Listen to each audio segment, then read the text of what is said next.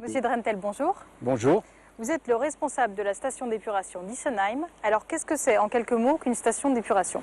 En quelques mots, je vais vous répondre très basiquement, comme je réponds aux élèves des écoles maternelles quand ils viennent visiter la station. Une station d'épuration, c'est une grande machine qui sert à laver l'eau sale. L'eau qui a été salue par les usagers, par les habitants du territoire qui rejettent leurs eaux usées à la station d'épuration. Donc, d'un côté, on a de l'eau usagée qui arrive, et en sortie, on a une eau traitée qui est à nouveau à peu près propre, et des boues. Qu'est-ce qu'on fait de toutes ces différentes choses? Alors d'une part, au niveau de la station d'épuration, techniquement, on passe d'abord par un pré-traitement, très rapidement. On élimine les grosses matières qu'on ne peut pas traiter ultérieurement. Ensuite, on passe par une décantation primaire qui nous permet de retenir une grande partie des matières en suspension, donc qui deviennent après des boues.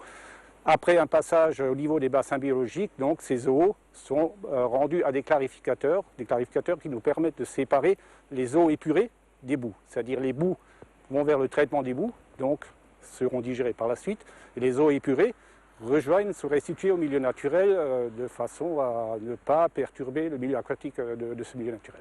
Donc une fois les eaux traitées, qu'est-ce qu'on fait des boues? Donc les boues de la communauté de communes de la région de Guebwiller, de la station de la communauté de communes, sont des boues compostées, c'est-à-dire les boues issues des différents stades du traitement de l'eau des bassins de la station, donc passent dans un digesteur. On les digère à une température moyenne de 35 degrés.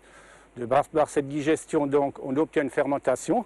De par cette fermentation, on transforme une certaine quantité de ces boues en matière, une quantité de ces matières organiques en gaz, en biogaz qu'on appelle le CH4. Ce biogaz, donc, on l'utilise d'une part pour maintenir en autonomie la température dans le digesteur, qui doit toujours être chauffé à 35 degrés. Et on s'est donc rendu compte que, en plus de cela, nous avons une production excédentaire qui nous permet actuellement de chauffer les différents bâtiments de la station d'épuration. Et le biogaz, c'est donc la version renouvelable de l'énergie fossile qu'on appelle voilà, le gaz naturel. Le gaz naturel, voilà. Donc la station d'épuration est chauffée par la digestion de ces boues. Voilà. Rien ne se perd, tout se transforme. Ça pourrait être la devise. Tout se transforme. Patrick, merci pour cette visite. Merci à vous, Laure. Quant à nous, on se retrouve demain pour une escapade champêtre à Lutterbach.